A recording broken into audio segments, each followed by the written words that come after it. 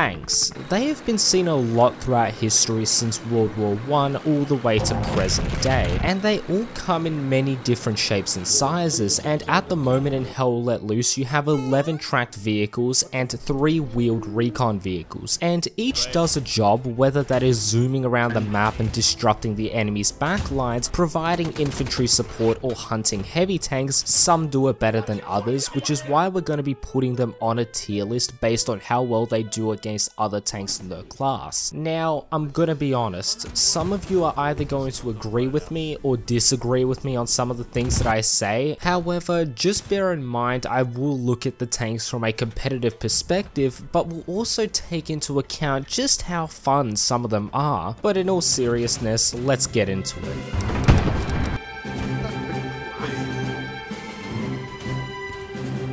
So starting us off, we have recon vehicles. They are fast, but very vulnerable. In front of us, oh, bazooka, that's a one shot! This obviously doesn't stop new players from hopping in them as a single man and trying to duel a panther head on, and I've seen that happen, but you have 3 different recon vehicles. However, I will be grouping them into one class since they all more or less have the same speed, gun capabilities, and overall survivability, meaning if anything other than a grenade hits you, you will combust into a fireball. The armor piercing rounds are piss weak, and you can't do much unless you get right behind an enemy tank, and this also does run the risk of them turning around, especially if they're an American tank. So based on this information, sitting on a point out in the open and not moving is essentially holding a big sign above you calling yourself a free kill. When I use them, I like to zoom around the map behind enemy lines, trying to disrupt outposts and garrisons and maybe escort the recon squad to the enemy artillery. And if I get the chance, I'll try and annoy the enemy heavy tank.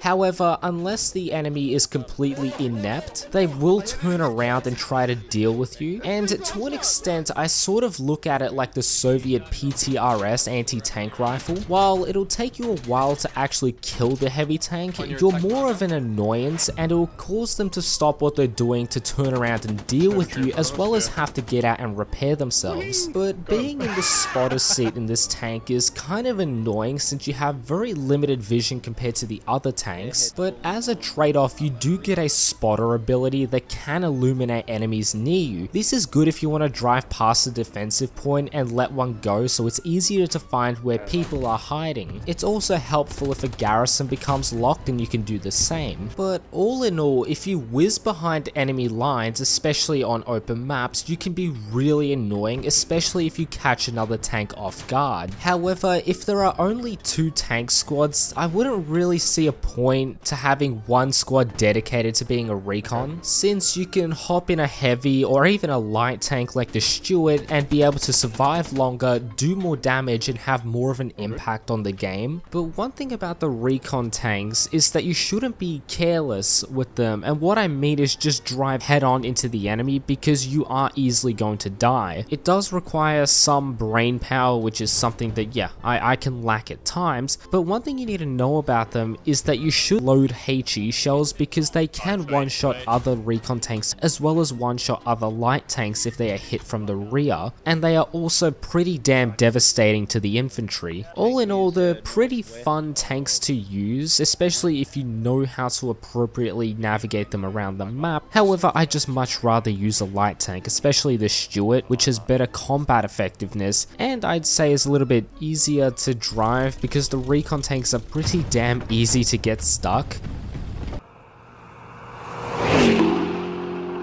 Now moving on to the light tanks, and in my opinion people don't give them enough credit because I've done some pretty appalling things to German tanks in the Stuart, but with these you have the ability to speed around the map without worrying about a rocket sneezing on you since it takes 2 to kill you, and in my opinion you have some pretty nice firepower if you know how to use it, and you can be a really big nuisance for the enemy team if you use them right. And the first light tank starting us off is the Panzer II Luchs, which I'd say plays more of as an IFV because that's really all you're effective against. You get a 20mm autocannon that can pump out 180 rounds of HE in quick succession, but if you encounter literally any other tank than a recon, you will be in for a bad time since it can't penetrate anything higher than a Stuart from behind, so really you'll only alert the enemy tank of your position. But the amount of times I've heard the sounds of a Luke's ricocheting off enemy tanks is really a concerning amount, and I'm not going to sit here and say I was the best tank commander when I first started, because that's exactly what I did the first time I got into it, and I was wondering why a whole magazine being shot into the rear of a Sherman didn't kill it. But this tank is fast, and I like to use it for flanking around the enemy, dumping a magazine into a garrison and then driving away really quickly. And it's especially helpful that it can take a rocket or even PTRS shots from the front. When it comes to engaging other tanks, you can really do some serious damage to recon tanks as well as a Stuart from behind. However, that's not going to always be the case. I've come face to face with one of them in my Lukes and we were out of ammo, and even if we had ammo, we wouldn't really be able to do much to it, which is why we tried to flip it over.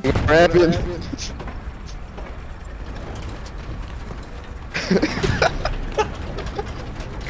I'm gonna push him out of the map, cunt. I don't care. Oh, bro, no, he's gonna flip us. Go black. We're getting suplex. Where's he taking us? No, he's gonna suplex us. Oh no. Now, moving on to the M5 Stuart, which I personally believe is the best light tank in the game, but it's also one of the funnest tanks to play because you are really fast, with the downside of not having a good turn speed in higher gears, which can cause you to stall every now and then. But the reason why I like it so much is because you have the ability to take 2 rockets, which drastically improves your survivability compared to recon tanks. You can destroy heavy, medium, basically any tank in the game much faster than recon tanks, and if you're lucky enough, you might be able to tank a hit from a medium or heavy tank, which you can see in the clip here where I absolutely bully this Panther. The driver gets a machine gun which the other lights don't, which does drastically help in clutch moments. Coupled with a nice rate of fire with the main cannon, you can do drive-bys and be a severe nuisance to infantry, and if you get a decent crew in it, you can just have so much fun in it. But overall, it's a fantastic little thing. Oh, reverse. Turret front. Turret, shoot him in the rear. You'll be able to get that shot. Stop. Watch the RD mark fire. near G. Got him. Good kill. Drive forward.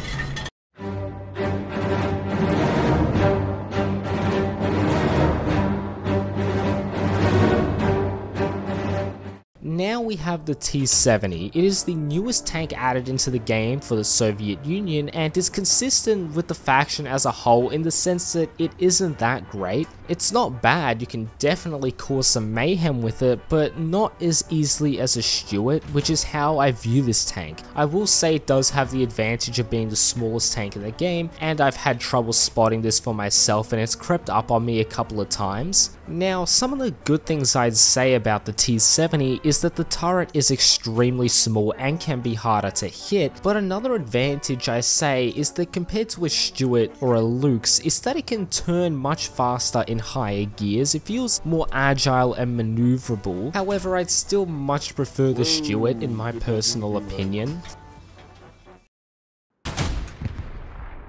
Now we move on to medium tanks, which has a pretty decisive role in how a battle may play out. That is because I try to go out of my way to hunt the other medium tank so I can deal with the infantry without worrying about getting surprised by the other medium. But as the battle progresses and heavies start rolling out, these more or less become obsolete and there's no reason to specifically use them unless no one is building nodes and you've got no resources, which yeah, that does tend to happen every now and then. But we're going to start off with the M4 Sherman, which is the most produced American tank in history and the 3rd most produced tank in history. But with the American tanks as a whole, the one reason why I really like to use them is because of their quick turn speed and first gear. You can rotate faster than the German tanks, some of them get smoke rounds, and it can actually be very useful in certain situations. Compared to the Panzer IV, at higher speeds it isn't that maneuverable, but the reason why I love to use the Sherman medium compared to other tanks is because it feels so easy to use, and what I mean by this, it feels nimble. You can rotate on the spot really quickly, and it's also the fastest medium tank. And when I compare this to the Panzer IV and the T-34, they feel a little more clunky, but the major downside to this tank is that it's very vulnerable against the Germans, and you can't just sit in front of the enemy infantry without a care in the world such as the Panzer IV can.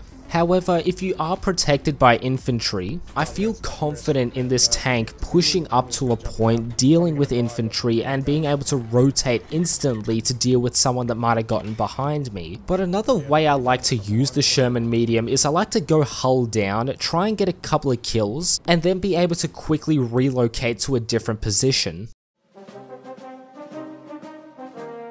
But now we move on to the Panzer IV, and while I personally prefer the M4 Sherman over this, I'm not going to negate the fact that from a competitive perspective, I would say this would be better, and that's the very first advantage being that it can't actually be penetrated by rockets unless it's from the rear, which means as an infantry support vehicle, it can do a better job. But the reason why I don't really like to actually use this tank is because it feels sluggier to me, especially in the lower gears when trying to turn itself and rotate, and it just feels like a slog to drive, especially when you couple this with the pretty poor driver's viewport. And another thing that's not so good about this tank is that while it does have a low profile, the armor is very flat and extremely hard to angle, and when you compare this to the T-34, which can actually use its armor very effectively, which I'll explain later on how to properly angle it, but overall this tank is good. From a competitive sense, I would much prefer it over the Sherman, however I just don't enjoy to use it, and I would just much rather use the Sherman or the T-34 over it any day.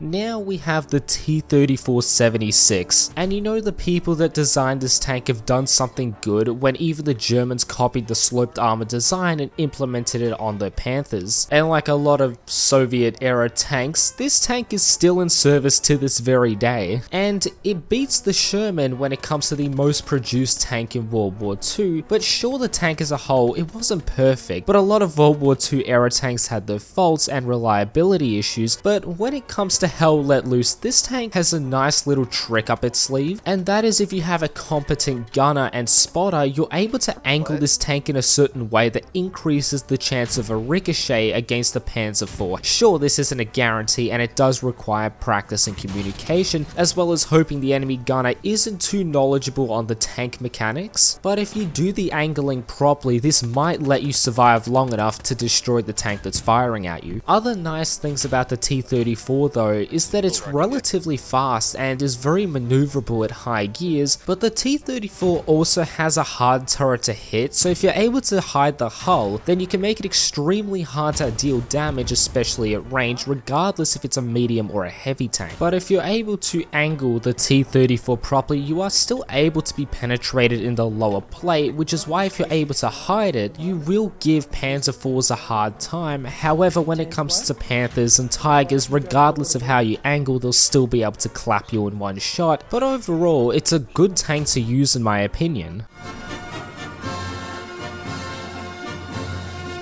Now we're going to move on to the heavy tanks that I'd say are the most widely known from a pop culture perspective and also have the biggest impact on the game out in the battlefield, and currently there are 5 of them. Each of them serve a role and can be a vital asset on the battlefield. However, some overshadow the others and some might get you bullied. But first, we have one of the most feared and iconic tanks of World War II, and that is the Panzerkampfwagen 6, I hope I pronounced that properly. It's the Tiger tank, and honestly, every time I ask the commander to spawn one in, I can't help but walk around the tank and marvel at its design, and I just feel so giddy when I hop in it and drive it towards the battlefield. Now, how does it actually perform? Well, compared to the Panther, it gets outshined in almost every way. The Tiger has a whopping 18 kilometers an hour top speed, which means chasing down other tanks isn't something you'd want to do, but a good advantage, or really one of the few advantages the Tiger has, is that it can turn very quickly in first gear, meaning it can readjust its positioning better to counter flanking infantry or to turn the hull towards an enemy tank. Trying to do this in the Panther takes much longer to do, however in terms of armor, AT players can throw 50 rockets at you from anywhere except the rear and all they'll do is shake you up. But when it comes to the Tiger fighting other tanks, this is where it gets interesting, because historically I'd hear stories of the Sherman with a 75mm trying to fight a Tiger and they couldn't do anything to it frontally, and that was also a large reason why they were so feared and why Tiger tanks would try to focus on tanks using a muzzle brake. Trying to fight a Tiger head on will be like throwing a bowling ball out a window and expecting the glass to not break. It's absolutely absurd that you tried something like that, but there is a way you can penetrate the front of a Tiger with a medium, and that is you can ricochet the shell underneath the turret, causing the shell to penetrate the top of the hull. This apparently only works when the cannon is pointed towards you, and if that's the case and you're in a medium, you're most likely about to die unless you are fighting against a real bad gunner. But I'd say a little advantage that the Tiger has over the Panther is that the turret is impenetrable, directly taking a hit from a 75mm shell, and hitting anywhere on the hull is an automatic ricochet unless you hit that spot under the turret, but yet again that wouldn't be a consistent weak spot in my opinion. But as a whole, the Tiger does not live up to its reputation. It's bigger than a Panther and worse in almost every way, and you most likely are doing your team a disservice by specifically choosing it over a Panther, especially in a competitive nature. The only reason why I use it is because, well, it looks cool. It's a Tiger tank. There's so much history that surrounds this tank, and that's why I like to use it.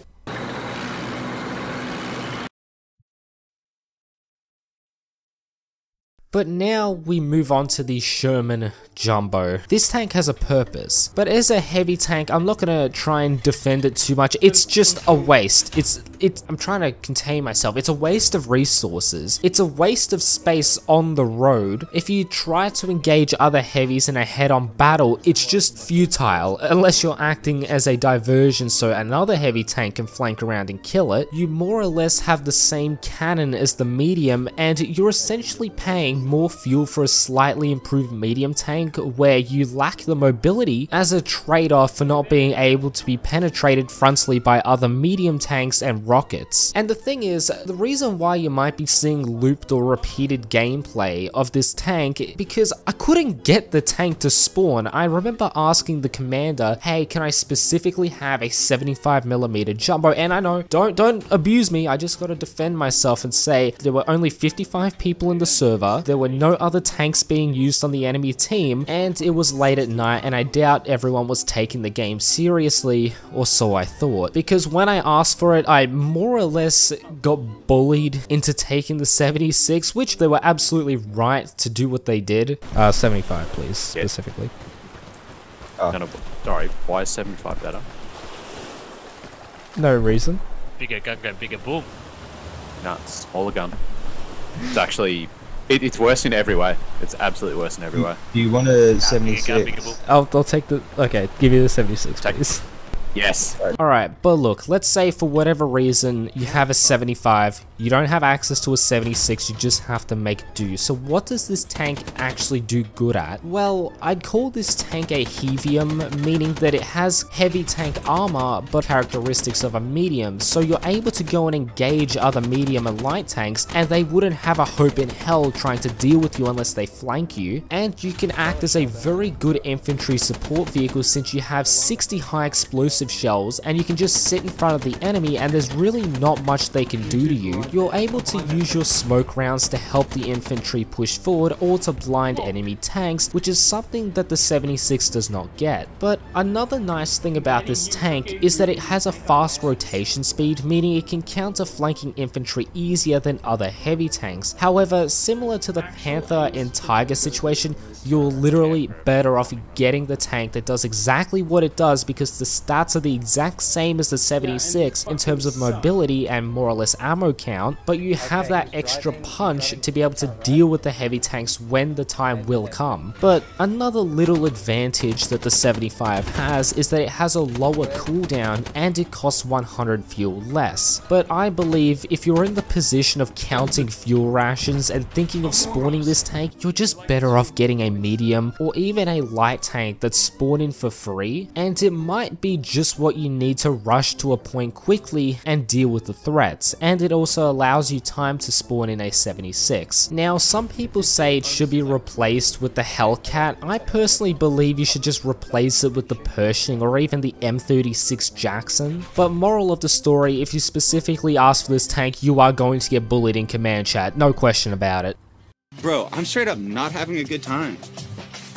Now we move on to the IS-1, which is the Soviet heavy tank. It's slow and it handles like a truck since it has the worst 4th gear turn speed of all heavy tanks, and sometimes I find myself not being able to make very easy turns without going off path or stalling. And despite feeling like the sluggiest tank in the game, it also has debatably the worst armor layout since it can be penetrated frontally by the Panzer IV, and this also applies to the Panzerschreck if they know where to aim. I will say though, it does have nice first gear rotation and it has helped in moments when I've nearly been satcheled or flanked from behind with a rocket launcher. And the 85mm cannon is also very nice. It can punch through other heavy tanks' frontal armor with ease, but since the frontal armor isn't that fantastic, the turret armor is pretty damn nice. It's very hard to actually hit it due to its sloped nature, so peeking hills showing only your turret on a map like Kursk can really play to your advantage. But all in all, it's pretty mediocre, it's slow, it's large, and obviously you can't just swap it out for a 76 Sherman, but for the sake of comparison reasons, I'd much prefer having the 76 over this any day. But moving on to the 76mm Sherman Jumbo, which does have a very iconic look to it, even though it's not the same one from Fury, which actually took me a lot longer to realize, but it's also the only tank the Americans get that can effectively counter German armor. But there's really not much to be said about this tank. It is the exact same statistically as the 75 Jumbo, it's just that it has a bigger cannon that can actually contest heavy tanks reliably. And yes, I know you can make a joke on the fact that size doesn't matter, it's how you use it, but in this instance, size does in fact matter, unfortunately. Now we have the Panther tank, and I'd say it has the reputation of a real tiger from World War II, and it actually lives up to its name, since this thing is the apex predators of tanks in Hell Let Loose. It has the speed to hunt down its prey, it has the cannon that functions exactly like the Tiger, it has good armor that some might say is better than the Tiger's, and to top it off, the one thing that makes this tank shit on all other tanks is the reload speed is 2 seconds faster, meaning in one-on-one engagements your damage output is faster, and if you shoot each other at almost the same time, the Panther will almost always come out on top unless for a lucky ricochet. This tank basically has the benefits of a medium tank coupled in the body of a heavy.